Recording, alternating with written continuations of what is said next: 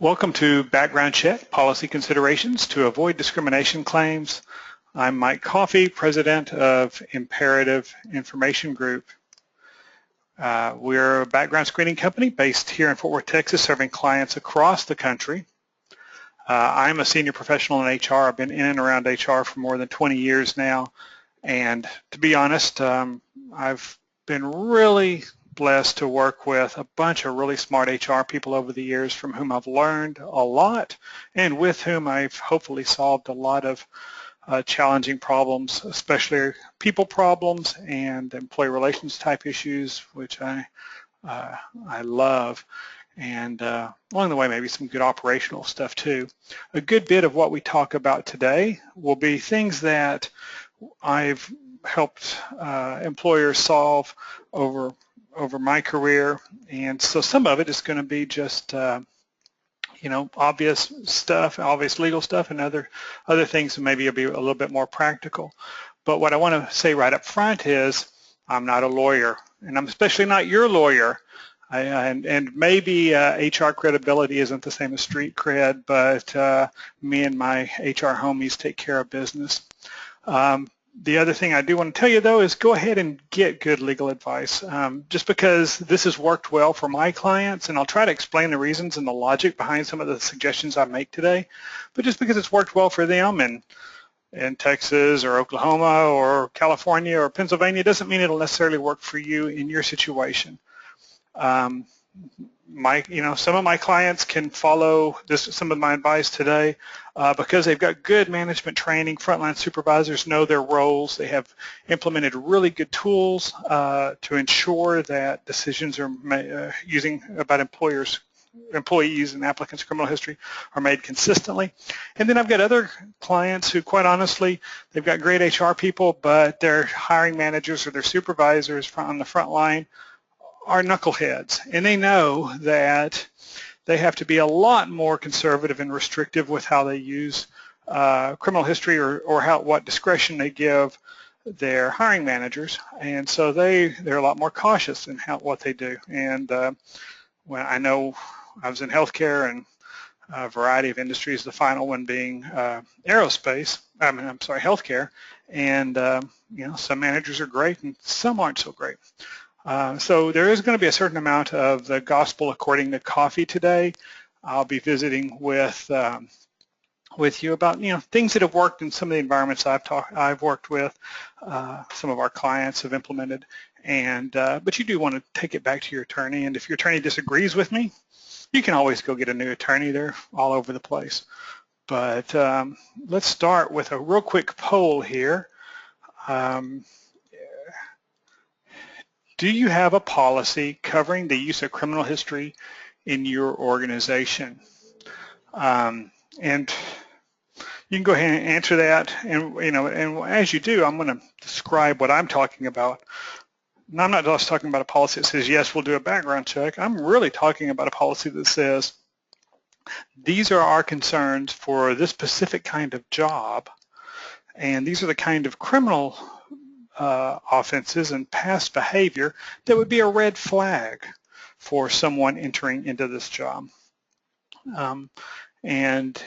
Hopefully it'll consider a lot of the things we talk about today, the relationship of that offense to the job, the time that's passed, other things that the applicant has done in the interim to show you that they're not necessarily the person that they were when they committed that offense. The truth is that people do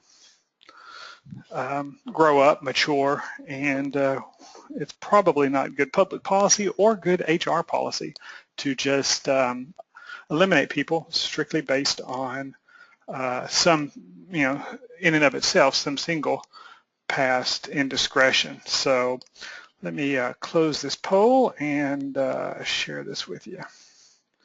Share these results. So about 2/3 of you said, yes, we do have some sort of policy, and we'll go through today and see how in line with my thoughts those are. I'll be curious to hear from you about that. And about 1/3 of you said, no, we really don't have that, and you probably should get it, and hopefully we'll give you some tools today to think about some of that. So I think it's always important to start this kind of discussion around why do we even care? Why do we even want to run background checks in general, criminal history more specifically? Why does that matter? Because the National Employment Law Project, the National Consumer Law Center, and groups like that have this idea out there that employers are being unreasonable in their use of criminal history in making hiring decisions, and that they are creating the subclass of unemployable people without giving people a fair chance. And that's a term that comes up a lot in these discussions, fair chance. So to counter that argument, first of all, there are knucklehead employers out there who make dumb decisions, and ultimately that harms their business because they don't have the right qualified workforce. But on the other side, employers do need to make wise decisions. It's important that just under OSHA, under the General Duty Clause, you have a responsibility as an employer to provide a safe working environment for your employees, but also, to protect the public and, and the people that this person is going to be coming in contact. And it's not just vulnerable populations, because you always think about children and the elderly, the infirm, people in nursing homes and hospitals, but there are certain people with certain offenses that you wouldn't want working on, the customer service desk at your local big box retailer the day after Christmas. They may be great for other roles in an organization, but they don't have the temperament or, the reasoning ability maybe to act appropriately under a lot of stress. There may be people who would be fine working in your warehouse, but you wouldn't ever put them in a place where they're handling loose assets or cash or things like that. So, there are a lot of reasons that we need to protect, and HR is, in large part on the front lines of protecting the people you work with, protecting the public, protecting the company's assets from, having the wrong person in the wrong seat. And then ultimately, the reputation and trust that the community has in your organization has everything to do with the people that you let loose wearing your name badge or your uniform or just in your employee. And even if ultimately, through civil litigation, you're found not responsible for a knucklehead employee's bad behavior, does anybody ever remember the outcome of the civil litigation, or do they always remember, oh yeah, that's the company where that thing happened? And, we talk about medication tampering, and the first thing everybody remembers, even people who weren't born yet, is Tylenol. And, or you think about a workplace shooting that might have happened in your region of the country, you mention that company name and everybody remembers, oh yeah, that's the place where that happened. So things happen, and people in your organization, and your reputation can be harmed by those, and that's very expensive to repair, and companies spend a fortune trying to recover lost ground in that area. There are all kinds of numbers out there about the cost of a bad hire. The United States Department of Labor says that the cost of a bad management hire, just a replacement cost, is 150% of that employee's annual salary. There are other estimates out there that say that replacing managing out and replacing a bad management hire, say a $62,000 manager, is equal to about $840,000 if you include hiring costs, total comp, cost of maintaining the employee, disruption costs, severance, and then those mistakes, failures, missed business opportunities, things like that happen. So having the wrong person is really expensive, and whatever your metrics are, however you measure it in your organization, having the wrong person on board is clearly a distraction. And so the question you constantly need to be asking yourself, are we going to spend our time creating productive employees or managing unproductive employees? And that's where your bigger cost is. I'm always concerned about an employer putting somebody who's dangerous or unsafe into a role, and criminal history is an indicator of that. But beyond that, criminal history is just a great barometer of somebody's life management skills. And we'll get into that again a little bit later, but it's not always strictly a conversation about a direct relationship between the offense and the job. There are other times where just candidate A and candidate B factors play into making a selection between these different applicants. So how do employers use this information? Well, first of all, they do use it to exclude applicants. There are certain offenses in a certain time period that make somebody just flat unfit to work in a certain environment. You wouldn't hire this guy on the left maybe if he had a DWI recently to drive the forklift in your munitions warehouse. It's just probably not a good idea. And that's a bomb, well, on the left and the right, but in the picture. So, obviously, and you can think about those people with theft convictions, handling cash, somebody with some sort of assault or some sort of sexual offense you wouldn't want to put in working with vulnerable populations.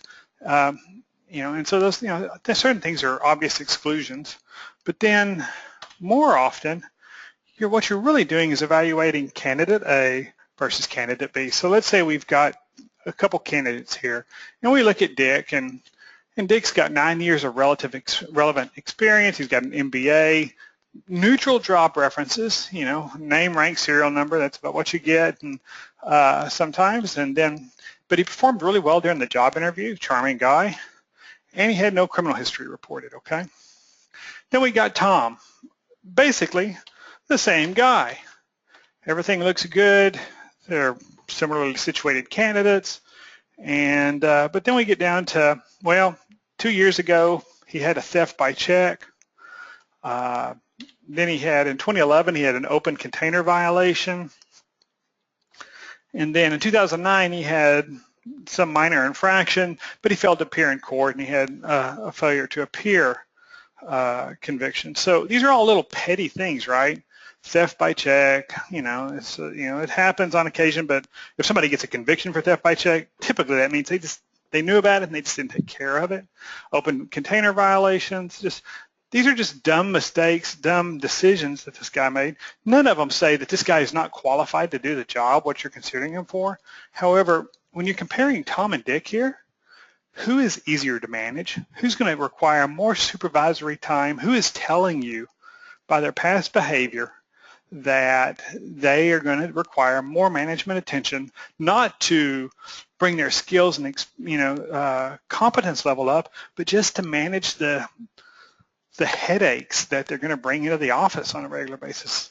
And I would argue that Dick is the better choice here. And I would also argue that using criminal history as well as employment references and all the other things that you can look into about this person is fair game. You don't hear these conversations out there when the EEOC is talking about this stuff, or the National Consumer Law Center, or these many organizations that do the admirable work of helping former offenders find work. They really want to push to limit employers, the way employers use this information, but by and large, this is perfectly legal and probably makes good sense from an employment point of view. Now you do have, and we'll talk about a few, but you do have some state and even local limitations on what information and how you can use information. But this is the gospel truth.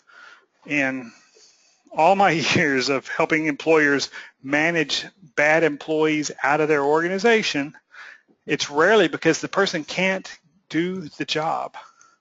It comes back down to a behavior, a values issue almost universally. We hire for skills and we fire for behavior. And hopefully, I can almost hear some of you out there nodding your heads yes. And then we, as they walk out, we say things like, well, he gave me a liver quiver when I hired him, but he had the skills we needed.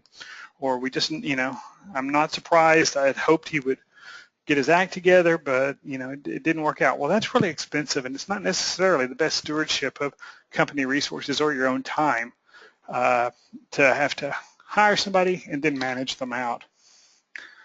We have a website called Bad Hire Days, badhiredays.com, and it's full of stories about real people who were hired by employers, and the employers didn't know who they were hiring. Either the individual misrepresented or the employer didn't ask who they were and didn't find out until after the individual was in their employee and caused some sort of harm. And our website's full of those kind of stories at badhiredays.com.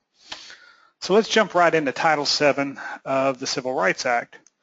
This is the area where we see the most activity concerning any kinds of discrimination in the employer's use of criminal history.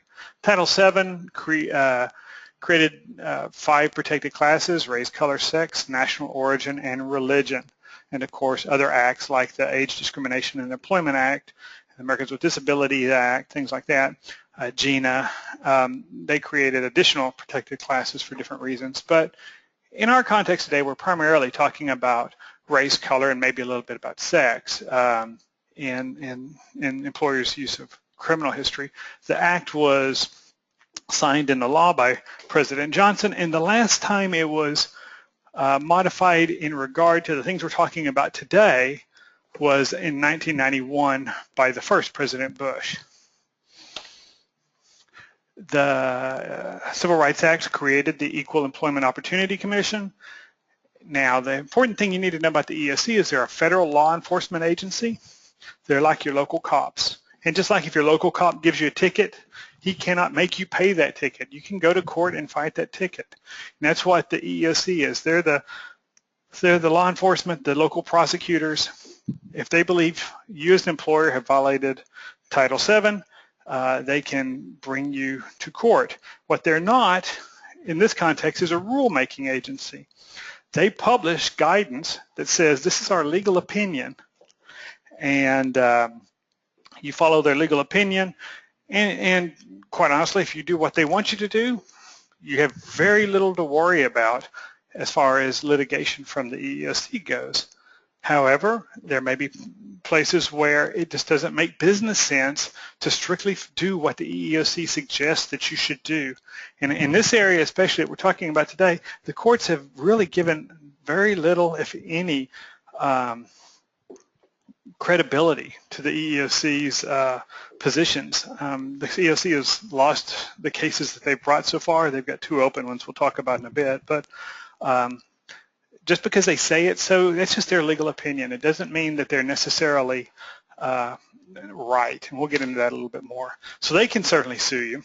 But then additional to that, there are state fair employment practices agencies in all but 2 states that can bring litigation against you as an employer under Title VII at the state level. And then once they get their right to sue letter, of course, individuals can also file an individual lawsuit against you. So what are we talking about? Well, there's 2 kinds of discrimination under Title VII. The first is disparate treatment, and that's the intentional discrimination against somebody because of their existence, in a protected class. So where it's not a bona fide occupational qualification, which it almost never is. So we've all seen this, and certainly in our history books, and unfortunately, perhaps in our own lives or the experiences of those we care about. But it is far less prevalent than it was 50 years ago. The Civil Rights Act of 1964 was signed a little over 50 years ago. But then there's another kind of discrimination under Title VII, and that's disparate impact, where disparate treatment says we're going to treat people differently based on their belonging to a certain class. Disparate impact says, well, you can have a business policy that in and of itself doesn't seem discriminatory, doesn't make reference to protected classes or anything like that, but in its execution, in its application, it creates a negative impact and adverse impact on people in a protected class. and the policy itself doesn't have a true business necessity.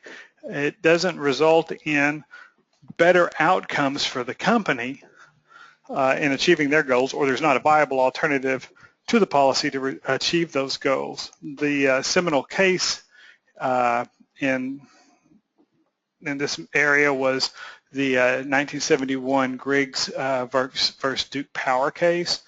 And in that case, basically, the Duke Power had a policy that you had to have a high school diploma and pass an IQ test to become a supervisor at Duke Power. Well, this was 50 plus years ago in the South, and African American employees were less likely to have had those opportunities for education or to obtain their high school diploma.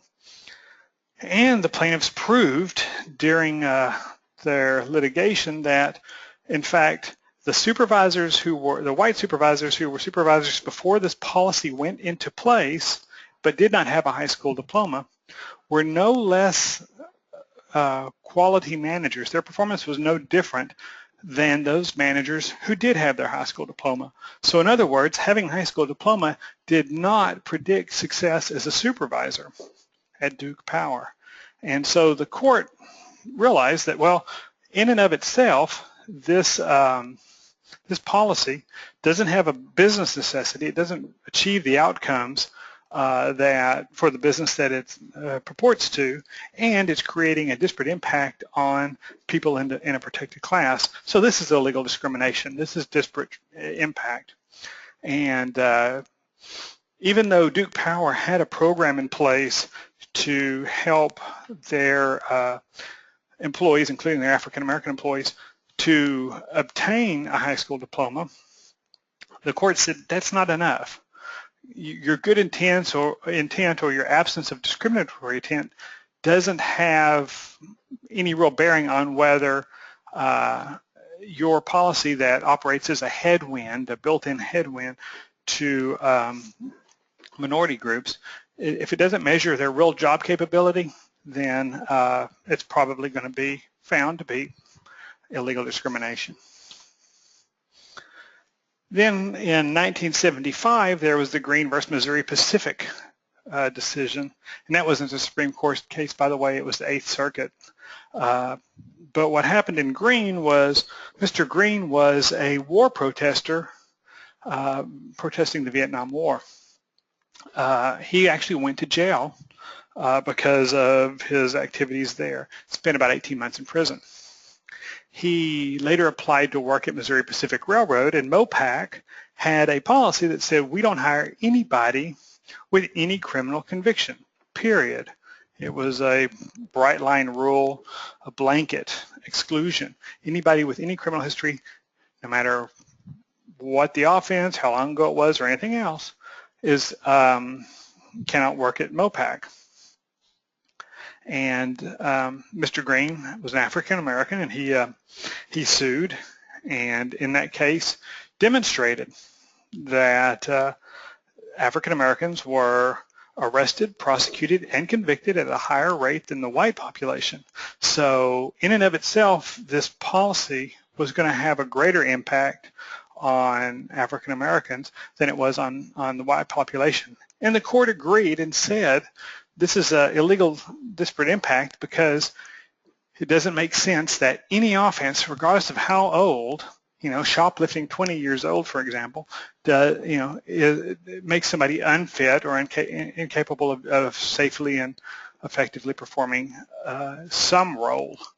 And there may be jobs where that offense would make sense, that you would exclude somebody, but you have to look at things like the nature of the offense, the time that's elapsed, and the nature of the job, how those things come together in evaluating that. Now, there were actually two Green decisions because it went back up on appeal, and the court mentioned these three factors in each of the decisions.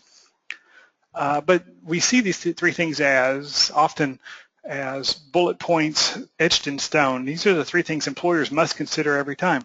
And certainly I would always encourage an employer to do that, but they're actually different paragraphs in the decisions. These are examples of what the court said employers could consider. The court didn't lay out, thou must do this every time. What the court said is, you need to have a reasonable review of this kind of information and make a reasonable decision, an informed business decision about the use of criminal history, not just have this blanket exclusion. And so these are normally called the green factors: the nature of the offense, the time that's elapsed, and the nature of the job.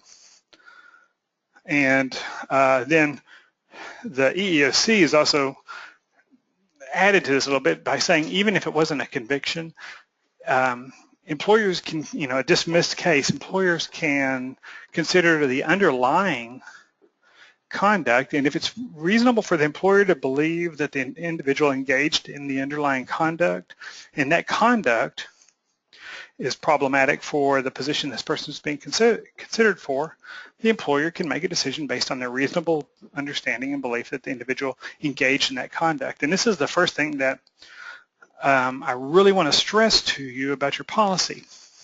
Ignore things like misdemeanor and felony. Ignore how the case happened to come out. If somebody pled guilty and got deferred adjudication and ultimately the case was dismissed after probation, I would argue that as an employer, in states where they don't have some limitation on this, which is most states don't have some limitation on this, you as an employer should be more interested in whether the individual engaged in that underlying conduct. What does that conduct say about their fitness for this job? Not, oh, did he have a better lawyer than the next guy, so he got the case, got a deferred sentence on the case and completed the probation and the case was dismissed, and the next applicant didn't have as good a lawyer and ended up pleading guilty to the case and serving 3 years in jail. If it was the same underlying conduct, does that really matter? And I'd argue it doesn't. I'd argue that if it's reasonable to believe they engaged in that conduct, you need to treat those two applicants the same. So you don't want to do this. You don't want to have this kind of question on your employment application. Let's give you a second to read that.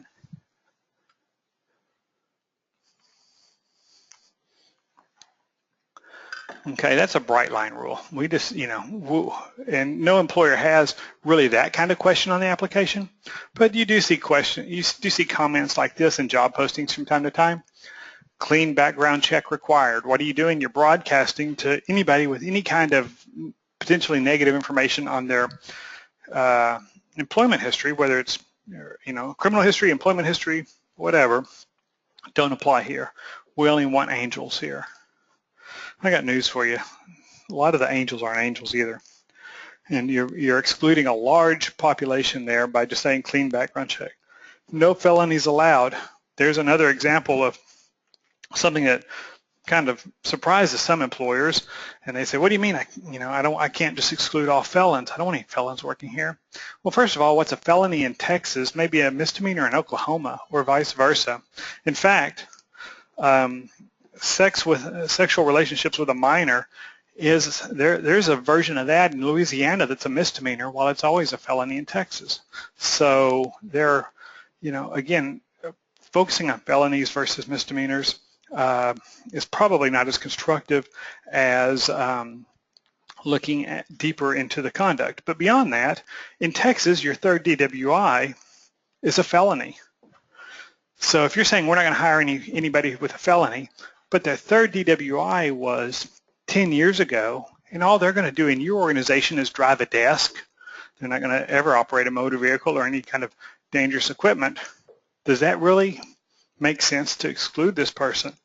And if you start excluding people broadly because of just the existence of a felony, you're likely going to ultimately have an unjustifiable exclusion that affects people in a protected class, probably based on race. And then no convictions for theft or dishonesty. Again, that one seems like a no-brainer. We don't want any people who are thieves or dishonest working here. Well, so does that mean when you're examining somebody for a position that's a 40-year-old person for some sort of clerk position in your organization, and they've got one conviction out there from 20 years ago for shoplifting, that would be a conviction for theft or dishonesty, you're going to exclude them from employment for that. And again, you're likely, if you do that, to create a disparate impact on people in a protected class, and it, it may get you in trouble from a litigation point of view, but even greater than that, why would you want to, as an employer, make your job of recruiting and staffing more difficult? Does that old offense really tell you anything about this person's ability to do the job safely and effectively? Does it tell you anything about their character? Probably not. And I would argue that these broad exclusions make it harder for you to hire a competent workforce. And discrimination concerns aside, it just didn't make sense as an employer to do that. So let's talk about some of the EEOC's actions in this area. In January 2012, PepsiCo Beverages entered into a conciliation agreement with the EEOC for $3.13 million. The allegation was that Pepsi was discriminating against African American applicants based on their criminal history. And so it was your typical disparate impact claim saying that Pepsi's use of criminal history was overly broad and it's having an adverse impact on people in the protected class. So in addition to paying $3.13 million, Pepsi agreed to change some policies, and that was a very vague term in all the press releases, so we don't know exactly what that is, but the EEOC trumpeted this as a giant win for the EEOC concerning people's employers' use of criminal history. But let's think about it. $3.13 million in a conciliation agreement. That's basically a weekend of advertising, or maybe it's Saturday morning of advertising for a company the size of PepsiCo. And let's think about PepsiCo's danger here. What if they had fought the EEOC on this? The EEOC had filed suit in federal court stating that Pepsi discriminated in employment against African Americans. What would that have cost Pepsi if that lawsuit was filed, and then you had the National Consumer Law Center, the National Employment Law Project, community groups like Acorn out in the community saying, drink Coke, Pepsi discriminates? What would that have cost Pepsi? Probably much more in brand reputation than $3.13 million. So, just because a company enters into a conciliation agreement with the EEOC does not mean that the company admitted any wrongdoing, nor that the EEOC was actually able to prove disparate impact and illegal discrimination. The EEOC filed a lawsuit in 2009 against Freeman Companies, which is a company actually based over in Dallas, not far from us here in beautiful Fort Worth, but they said that Freeman was rejecting job applicants based on their credit history and if they had one or more various types of criminal charges or convictions. What's interesting here is Freeman actually had a policy that said these kind of offenses for this kind of job in this time period makes this person unfit for this job. Well, the EEOC thought they were overly broad, and the courts disagreed. EEOC couldn't actually come up with these are all statistics cases. These disparate impact cases are really statistics cases, and that's the first big hurdle they've got to prove is that statistically this policy is creating an adverse impact on people in a protected class. And so far, and like in this case, the EEOC was unable to demonstrate that. And then additionally, the EEOC's use of credit and criminal history in their own hiring decisions became an issue in several of these cases we're going to talk about. But ultimately, the court said that the EEOC statistical expert had a plethora of errors and analytical fallacies that made conclusions completely unreliable. the judge said that the statistician cherry-picked the data and examined the wrong time periods. So, and then you see the quote from his 2013 decision saying the careful and appropriate use of criminal history is important and in many cases essential part of the employment process. So, clearly Freeman won this case against the EEOC. EEOC also brought a case against Kaplan Higher Education, claiming that Kaplan had rejected job applicants based on their credit history, not criminal this time, we're talking about credit. And the EEOC said, quote, this practice has an unlawful discriminatory impact because of race and is neither job-related nor justified by business necessity. But in January of 2013, that case was dismissed. And it was interesting in that case, again, it came down to statistics, and that's why the EEOC couldn't prove their case with statistics, which they had to be able to do. But beyond that, the court said, look, it was introduced that the EEOC's own policy for employment of their own people included a review of their credit history and the statement that overdue just debts increase temptation to commit illegal or unethical acts as a means of gaining funds to meet financial obligations. So if that's the EEOC's position, how can they turn around and sue Kaplan when Kaplan was using credit information the same way? Now, I will add as a footnote to this that there are no studies out there that I've seen that prove any kind of correlation between negative credit history and job performance or integrity, lack of integrity. In fact, there's a study in the financial services area that said that new employees with negative credit history were no more likely than the rest of the employee population to be in progressive discipline or to be terminated voluntarily or involuntarily than those with more positive credit history. So I spend a lot of time talking employers out of using credit history, but again, the EEOC couldn't prove their statistical case in this matter. Then there was the PeopleMark case. PeopleMark was a staffing agency up in the Northeast, and the EEOC conducted a 3-year investigation, sounds very expensive, into claims by a woman named Sherry Scott. She was a 2-time felon with convictions for housebreaking and larceny, and PeopleMark chose not to hire her and send her as a temporary staffer to their clients because of her criminal history. After a 3-year investigation, the EEOC filed suit in 2008, claiming that PeopleMark had a blanket policy of not hiring former offenders. In other words, that they were, they had a bright line rule in place. PeopleMark provided 18,000 pages of documents in response to the EEOC's requests in their efforts to represent people that they thought were being discriminated against. The EEOC said there were 286 people in this class, people who were discriminated against, people in a protected class who were discriminated against based on their use of criminal history. But it took a year after filing the suit, but they finally told PeopleMark who the 286 people were. So for a year, the PeopleMark didn't even know who these 286 people who they allegedly discriminated against were. And once they did get that list from the EEOC, they said, wait a minute, we hired 22% of these people. We didn't discriminate against them. We hired them. These are people with criminal offenses that we actually did hire. And again, the EEOC couldn't prove their case, their statistics case, and the case was dismissed. But now you're talking 5 years of investigation and litigation that PeopleMark had to deal with, and it cost them $751,000, $751,942.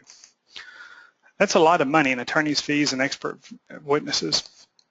So PeopleMark goes back to the court and says, hey, judge, this just isn't right.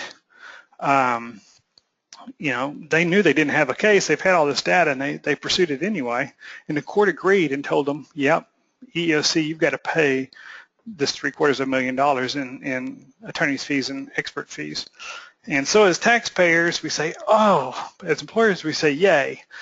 Taxpayers, it's not like the EEOC is going to go out and have a bake sale to raise this money. It's just going to come out of the general coffers of the United States government. So it's a bittersweet victory for employers, I guess. But again, it's another EEOC loss. There were 2 cases filed in 2013, one against BMW and one against Dollar General for their use of criminal history in making employment decisions. And when you get the notes, we'll send everybody the notes for the slide, for the presentation. The notes have details about both of these cases that really break down the cases themselves. So how many disparate impact cases related to employers' use of criminal history have plaintiffs won since the 1975 Green versus Missouri Pacific? None. There's not a case out there that I've been able to find, or that that a law review article was able to find, that detail that an employer has been found responsible for Title VII discrimination based on their use of criminal history. That's since 1975. Now, if you're a government contractor, you do want to pay a lot more attention to what the EEOC wants you to do, though, because the OFCCP has adopted the EEOC's guidance on the use of criminal history and expects government contractors to follow that pretty closely. One real quick note about ban the box. This is the idea that employers can't be trusted with applicants' criminal history information before an interview. That, basically, whatever your policy is, you should give the applicant an opportunity to explain to you prior to, after an interview, prior to you even knowing about their criminal history, why their criminal history shouldn't matter, why your policy shouldn't apply to them. So the ban the box movement pushes the criminal history inquiry off the employment application and to later in the process. In most cases, after an interview, but in the case of Hawaii, after an offer of employment has been made. And we're seeing every time there's a new state legislative session in any state, somebody introduces a ban the box movement. And some governors, Virginia's governor just did it by fiat for all state employees. And now in Virginia, they're not going to ask about criminal history until after an employment decision has been made. So you seem to be aware of that, particularly if you're a multi-state employer. So 13 states have some sort of ban the box on a statewide basis. And there's more details, again, in the slides notes. I just want you to be aware of that. Because, again, that's the idea is that we're creating a new protected class of individuals because they're being, the perception is that they're being unfairly treated by employers. So let's get into the EEOC's guidance from 2012. The most recent guidance they've given on the use of criminal history in making employment decisions. First thing I want to remind you of is, as I said earlier, the law hasn't changed in this area. Public perception has, and certainly the EEOC's aggressive position on it has changed, but the law itself has not changed. The EEOC published this guidance as a tool to help, they say, employers develop their policies for the use of criminal history. Also for individuals who think they've been denied jobs unfairly because of their criminal history, and then by EEOC investigators who are investigating claims of discrimination. But really, it's a map to litigation. The plaintiff's lawyers and the EEOC will use this, and ultimately, it's going to end up before the Supreme Court. But probably by that time, public policy and public perception will have changed to the point that it'll be a moot point because employers will be much more nuanced in their use of criminal history, and in many places it'll be much more difficult to use criminal history than it has been in the past, even if you've got very valid reasons for using it. That's just gospel according to Coffey. It's just what my Karnak prediction of what's going to happen. They do admit in the document, though, that having a criminal history is not a protected class under Title VII. But you could create a disparate impact, and they're right, you could create a disparate impact if your use of that information is overly broad. And I'll say this about the guidance. It's a little over 50 pages long, and about half of those are footnotes, but it really is, if you're an HR nerd, it's a great primer on the history of disparate impact law in the United States. It's really good in that area. It's just that they draw some kind of, in my estimation, nutty conclusions for the for what employers ought to do to avoid creating a disparate impact. And so they go through, the green factors, the Green versus Missouri Pacific case information. So employers should look at the nature of the crime, the time that has elapsed, and the nature of the job. And so we see, they go through each of those and do a pretty good little job of explaining each of those areas. But then they add this other area that's not mentioned in green, and it's not mentioned certainly in Title VII, called individualized assessment. And where does individualized assessment come from? What else does that sound like that the EEOC might regulate? The Americans with Disabilities Act, right? This idea that the employer needs to interact with this individual and give them an opportunity to explain why the employer's policy should not apply to that employee. There's a whole list of reasons in the guidance that, kind of information that an employer might receive from an applicant that would dissuade the employer from applying their policy to that applicant. First of all, the facts or circumstances surrounding that offense or that conduct. And first, my first thing to you I'd say on that point is, whatever the applicant tells you, make them write it down, because the story will change every time. And then verify whatever they told you, because just because they told you that, this wasn't them, or that was their cousin and they took the conviction for their cousin or whatever. I hear all kinds of stories. The best one I ever heard was that I went to high school with a cop and he's had it in for me since day one, and he was just waiting to arrest me. Yes, I was carrying those drugs, but he had it in for me, and it wasn't fair. Well, that's really, does that really help you as an employer make a better decision? Probably not. But, they do suggest that if the applicant has unique circumstances that they want to share with you, that you should take that and consider it. How many offenses were they convicted for? And that's a valid question. I don't think other than asking the applicant to provide their criminal history to you, I don't think you need additional information from them to get that. And then you just verify it through your background check. How old were they at the time of their conviction or their release from prison? Why would that even be relevant? Well, there are studies out there that suggest that the earlier someone is with their first conviction, the more likely they are to recidivate later.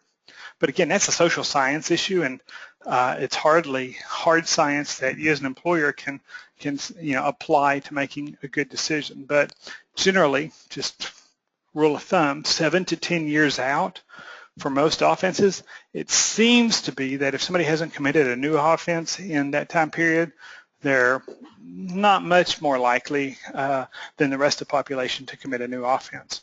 But again, that's a rule of thumb, and it's depending on, very situation specific about what you're going to do. What kind of work have they done post-conviction? What was their employment history before and after the conviction? And again, those are things you're going to see on the employment application anyway. What kind of rehabilitation efforts have they been through? And this is one that makes me kind of shake my head, because just because they've taken, anger management classes, or they've, while they were in prison, say they took, a Microsoft Word class or whatever, does that really mean does that tell you as an employer that they're not any more likely to commit a new offense? We've spent millions and billions of dollars on trying to figure out how to successfully reintegrate people into society so they don't commit new offenses. And in fact, there's not, we haven't figured it out yet, clearly. And some of that's the need for criminal justice reform. We do have a lot of offenses that probably shouldn't be offenses, and a lot of things people go to prison for that shouldn't be, confinable offenses. But can we really ask employers to be the ones who fix what we perceive to be social injustices in this area? I'd argue that employers aren't qualified to evaluate the success of those efforts apart from looking at the applicant's actual history and what they've done since the offense or release from prison. Employment and character references, and I always say character references are very questionable. Does it make sense to say that just because the person's smart enough to list 3 people who will say nice things about them, that it makes that person, a better applicant than they would have been otherwise? It's maybe an intelligence test. Are they smart enough just to list 3 people who are going to say nice things? But other than that, it probably is something that you ought to take with a grain of salt. And then whether they're bonded under federal, state, or local programs. And there are programs out there that say that employers who hire former offenders can have basically a kind of insurance policy, so that if that applicant does something that's closely related to the offense that they've previously been convicted of, then the employer may be insured against that loss. Well, if you've had a loss, the horse is out of the barn already. The whole idea of screening your employees and having good selection processes is to avoid ever having to deal with those kinds of headaches. So certainly if, and I will recommend certainly that you engage in fair hiring practices, and that you consider former offenders for jobs where their offense history doesn't suggest that they should be disqualified. But at the same time, and if you are, go ahead and participate in these programs so that if something goes wrong, you've got it. But don't let that be the hiring decision, a factor in your hiring decision that, hey, if they do something bad, we're at least insured against it. And ultimately, the EEOC did say if you attempt to gather this information and the applicant doesn't give it to you, then you can make the decision in the absence of that information. Now, is individualized assessment always necessary? The EEOC says there may be some times where you can have a very narrowly tailored exclusion policy that doesn't require individualized assessment. For instance, somebody convicted of sexual assault probably shouldn't be working with children. What about other federal laws? There are federal laws out there that say that employers shouldn't hire people for certain kinds of jobs, regulated jobs, things like that, if they've got certain kinds of criminal history. And the EEOC says compliance with federal laws is a defense to a charge of discrimination. However, if you're following state law and state law creates a disparate impact, then you as the employer for following state law can get sued for discrimination. And when this happened, when this was published in 2012, I talked to a lot of people and we all kind of just laughed and said, surely the EEOC is not going to go after an employer for following state law. But in fact, they have. And the court has upheld it. The state of Ohio had a policy on who could drive school buses, which sounds like a policy you probably want, but an applicant who was disqualified from that policy, sued the Cincinnati school district. So the Cincinnati school district was following the state law when they said, we're not going to hire you. And this guy sued Cincinnati.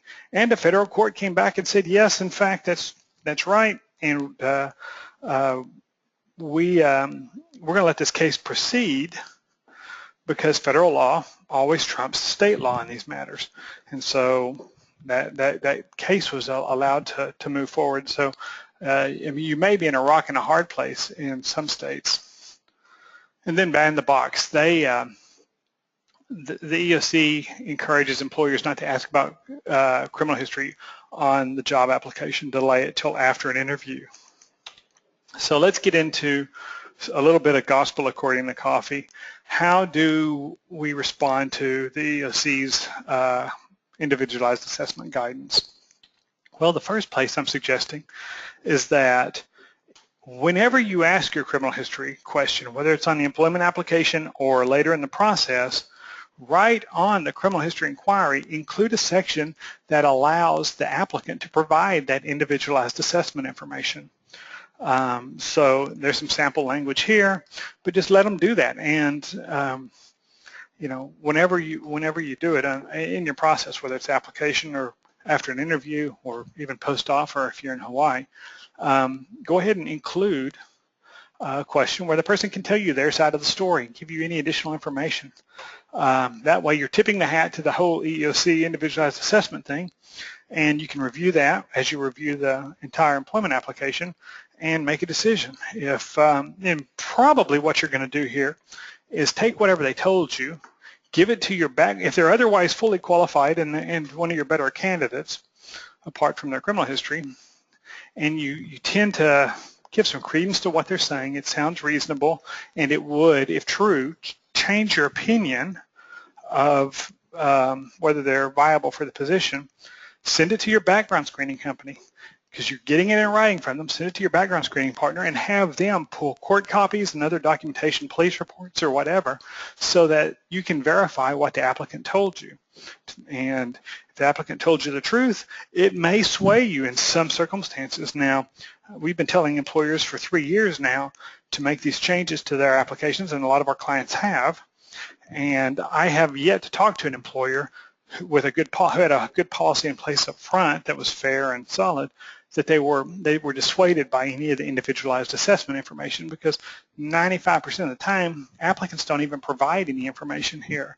And when they do, it's if it's coherent at all, it's blame shifting and stuff like that, and it has less to do with the facts that are actually verifiable.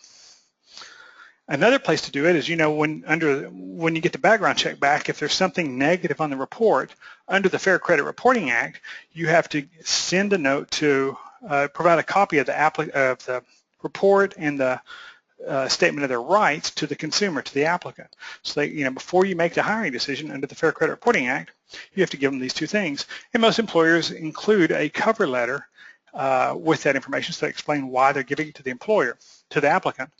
And so why not insert into that cover letter language, again, that says, contact us immediately if you think that, there's other information to help us better understand the information on the application. Now, if you had a good criminal history inquiry before you ever ran the background check on the application or at the interview, and the person just lied to you on that, there may not be any need for individualized assessment if the information is accurate from the background screening company. Now, I was in the Austin American-Statesman this past weekend in the Sunday paper talking about all the litigation surrounding background checks. And the thing that'll get you sued in background checks is not the EEOC or Title VII. You're much more likely to have a Fair Credit Reporting Act lawsuit filed against you. And almost universally, in almost every case I've looked at, but for inaccuracies and sloppy research in the background check, most FCRA cases would have never been filed, because the applicant, the lead plaintiff in almost all of these cases, was treated unfairly because the background check itself was wrong. The employers ran some instant database or just some sloppy background check, and it reported a record on somebody or reported a record incorrectly, and that didn't belong to that person. So the applicant's mad. He goes and talks to a lawyer, and the lawyer says, well, look, beyond that issue, they didn't follow the Fair Credit Reporting Act requirements. That's what will get you sued. And so you definitely want to follow the FCRA. And this is a great opportunity, as you include that, as you do that, to tip your hat to the individualized assessment piece as well. So what does your policy need to look like? Well, real quickly, when we're almost out of time, and as ever, I've got twice as many slides as I have time, but what a lot of employers are doing are putting together an adjudication matrix. A lot of people are calling these relevance matrices to evaluate the relevance of the criminal history to the position rather than adjudication, because adjudication sounds more black and white. So call it what you want to. It's a policy, and it all really boils down to how you apply it. And so what it says is, for this kind of offense in this time period, for this kind of job, in and of itself, this one offense would not make somebody ineligible. Yes, they're eligible for hire. They're a green light. Or, that kind of offense gives us pause. And so we're going to get additional information from the applicant. We're going to pull court copies and get additional information about the case through our background screening partner. And we're going to make a decision, a more nuanced decision with more information than just the date of the offense and disposition of the offense. And then there are certain offenses where the person is just not going to be eligible for hire, and that should be pretty limited in how you apply it, but there are going to be circumstances where you do that. And so what that's going to look like is a relevance matrix like this. And so what you've got down one side is a list of offenses, and then 0 to 3 years, 3 to 7 years, 7+ years. And you can see for this sample job, and let's say this is for somebody who wants to work at a car dealership as a salesman. Alcohol consumption or possession offenses, not talking about DWIs, but just, open container in public kind of offenses. Yes, they're eligible across the board. They're green light. That kind of offense isn't of concern. But you see down there, computer crimes, yellow, across the board, regardless of how old the computer crime is, that's a reason for additional review. We want to know what they did. Was it a true hacking crime, or was it unauthorized access to a computer in a divorce case, something like that. So we'll get more information before we give, they've got access to a lot of personally identifiable information from people who want to buy cars from us. We just want to make sure we know who we're dealing with. And then auto theft. No, if you've had an auto theft in the last 7 years, you can't work at our dealership to sell cars. It just probably makes a lot of sense. And then more than 7 years, we're going to look at the context of what you did and how many offenses and all that kind of information. As I said, credit is being scrutinized closely. I'm going to skip through. I've got a whole bunch of policy considerations, but I want to jump through to the last slide and suggest that whatever your policy is, you want to apply it equally to your contingent workforce. You want your temp employees to follow the same policy that your general population is following, because in healthcare, we called it the standard of care, right? Why would you allow somebody with a certain kind of offense in a certain period to come into your organization as a temp, but you're not going to allow them to come into your organization as an employee? So it's just a basic security 101. If you've really determined that this offense makes somebody inappropriate for this kind of role, then why would you allow your temp agencies to send somebody in that way as well? The other thing I will tell you, though, is that many temp agencies do horrible background checks. So they run $2 instant database criminal record checks often, and they're going to miss about half of the records, and they're going to associate the records often with the wrong people. But we've got Stephen Robertson here. You'll see on the right, he's been convicted federal. He's got a federal conviction for hacking into a former employer's network and wiping out their PeopleSoft database. He's a computer guy, and he served federal prison time and then probation following that. And then he now, when you go look at his LinkedIn profile, he's been a consultant and a contractor for all kinds of government agencies. And I'm sure these government agencies would not let this guy with federal criminal conviction for computer crimes work on the government computer networks, but they have. And so he's a great example of why you need to apply your policies consistently. So let's go to questions. It's 2:03 in beautiful Fort Worth.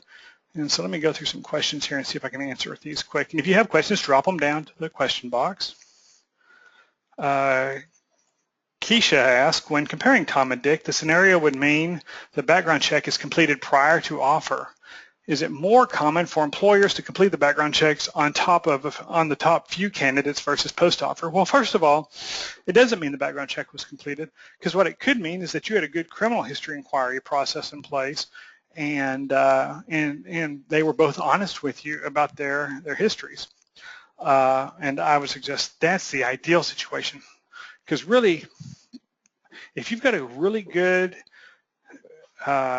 application and interview and selection process, all the background check should be is a lie detector test. When all the background check should do is verify that the guy told you the truth.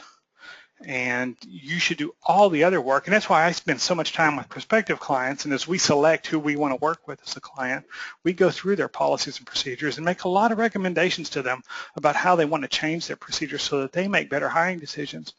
And what that means is you spend a lot less time with applicants that you don't intend to hire. And the only ones that the background check eliminates are the guys who flat lie to you about their history. And, you know, there's a fair number of those where, you know, if all the applicants were honest, we would be out of business. And so thank you for dishonest employees. So let me go to the next question. Oh, it looks like sound cut out. Somebody said they lost sound. I hope that was very temporary. There's questions here. Let me look through questions. I'm going to be fair and present an alternative viewpoint here. Angelique writes, I would argue that criminal history is not a good indicator. We're not qualified to make assessments based on it. What is your position? What is your position? Who was accused of something? The charges are dropped only to find out that law enforcement lied. Do you stand by the black and white decision not hiring them? Well, if law enforcement was determined to have lied, if the charges were dropped, then I'm arguing that employers shouldn't even consider it. It's not reasonable for an employer to believe that that person engaged in that conduct. The fact of an arrest doesn't prove anything. You go get a lot more information and figure out why the case was dismissed. But if the case was dismissed and or not even filed, that's, you know, you're probably not going to want to hire, you know, you're probably not going to want to use that information in making the hiring decision. I would argue to only do that where the information really strongly points to the person that they engaged in that conduct. They pled guilty or no contest to the offense. They pled guilty in a related case, things like that. That makes sense. You know, they did a plea in bar or something like that. But in most, you know, if it was just an arrest, then no, I would say don't use that information. If it's an arrest with nothing that followed up afterwards, I would tell you not to use it. And I would tell any client not to use it. You have to do, anytime you're using anything other than a conviction or really a deferred adjudication, you need to do a lot more research. And that often starts with just asking the applicant what happened, getting their side of the story, and then going to trying to verify what they told you. But absence of the ability to say that the information provided by the courts or the police reports makes it clear that the person did engage in that conduct, then I would say the information shouldn't be used without that. Will I be sharing the slides? Yes, everybody will get an email this afternoon with both the HRCI and SHRM professional development credit information, and a link to the slides. And what you'll do is you'll do those little surveys to kind of tell me how I did. And at the end of that survey, it's just a few questions, we'll take you to the HRCI and SHRM PDC information and a link to download the slides. Related to the relevance matrix, how many pages would the list be to cover all possible offenses? Well, the one we've developed with our clients is 1 page. It's kind of small print, but we've got some other tools that we use. We've got another webinar, and it's on the website recorded, called Creating a Criminal History Evaluation Tool. And you might want to go watch that one, because it goes through, we've developed several different tools to help our clients put together a matrix. And so it kind of groups them into categories first: crimes against person, financial crimes, public disorder crimes, things like that, in big categories. And then you can go through the smaller smaller kinds of offenses under each category and look at them individually. And so it makes it a lot easier. So that's called Creating a Criminal History Evaluation Tool, and it's on our website as well. And it's free to download, look at, whatever you want. Do I have recommended verbiage for employment apps? Yes, we keep an updated criminal history application, criminal history inquiry document that you include in your application or later in your process, that has all the state-specific information and is broad enough that it catches all kinds of offenses, not just convictions, but deferred adjudications and pretrial interventions and all those kinds of things. But in states where employers aren't allowed to use some of those things, it carves those out. So shoot me an email on that. My email's on the screen. And you'll get an email from me later on today if you want, and I'll be glad to share with you my criminal history inquiry. But what I do want you to do is go talk to your lawyer before you implement it, again, please, as I'm not your lawyer and it's not legal advice. And if if there's any other questions, feel free to shoot me an email. I'd be glad to answer them. And again, everybody will get an email later on this afternoon with a link to download the slides. And if you don't get it, check your spam filter, because the email goes out from us to you through Constant Contact, and sometimes it goes to the spam file, so check that. But if you don't get it, shoot me an email tomorrow. If you don't have it by tomorrow morning, shoot me an email, and Andrew Parsons in my office, who takes care of all those administrative details, will get you that information. And not having any other questions, I want to thank everybody.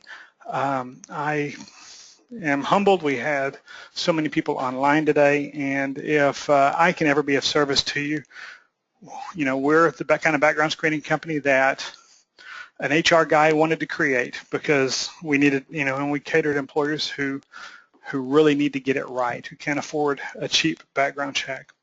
And so if that's you, or you need help putting your policies and procedures together, please don't hesitate to give me a call.